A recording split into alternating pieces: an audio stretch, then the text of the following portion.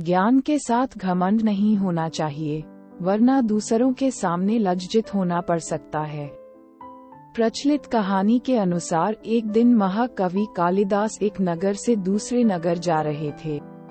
रास्ते में उन्हें प्यास लगी। वहीं उन्हें एक कुआं दिखाई दिया। वहां गांव की एक महिला पानी भर रही थी। कालिदास ने महिला से कहा कि मुझे प्यास लगी है, कृपया पानी दीजिए। महिला ने कहा कि मैं आपको नहीं जानती हूँ, कृपया अपना परिचय दें, इसके बाद मैं पानी दे दूंगी। कालिदास को अपने ज्ञान पर घमंड था। उन्होंने अपना नाम न बताते हुए कहा कि मैं मेहमान हूँ। महिला बोली कि आप मेहमान कैसे हो सकते हैं? संसार में सिर्फ दो ही मेहमान हैं, एक धन और दूसरा यौवन। गांव की महिला से बात सुनकर कालिदास हैरान रह गए। उन्हें उस महिला से ऐसी बात की उम्मीद नहीं थी। वे फिर बोले कि मैं सहनशील हूँ। महिला ने कहा कि आप सहनशील नहीं है।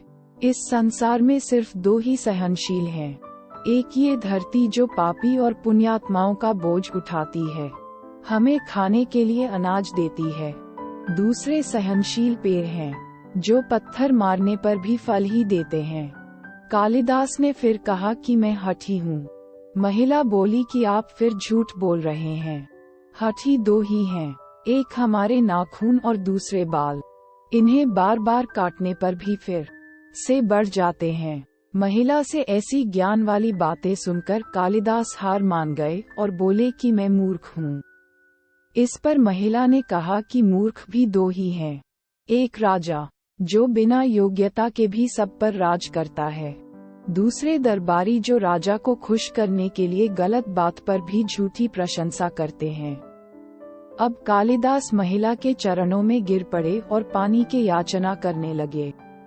तभी महिला ने कहा, उठो वत्स। कालिदास ने ऊपर देखा तो वहां देवी सरस्वती खड़ी थीं। देवी ने कहा कि शिक्षा से ज्ञान मिलता है, न कि घमंड। तुझे अपने ज्ञान का घमंड हो गया था, इसीलिए तेरा घमंड तोड़ने के लिए मुझे ये सब करना पड़ा। कालिदास को अपनी गलती पर पछतावा होने लगा। उन्होंने देवी से क्षमा याचना की। देवी प्रसन्न होकर अंतर्ध्यान हो गईं। इसके बाद उन्होंने कभी भी घमंड नहीं किया। तो कैसी लगी आपको ये छोटी सी कहानी? हमें कमेंट करें और कहानी को शेयर जरूर करें। धन्यवाद।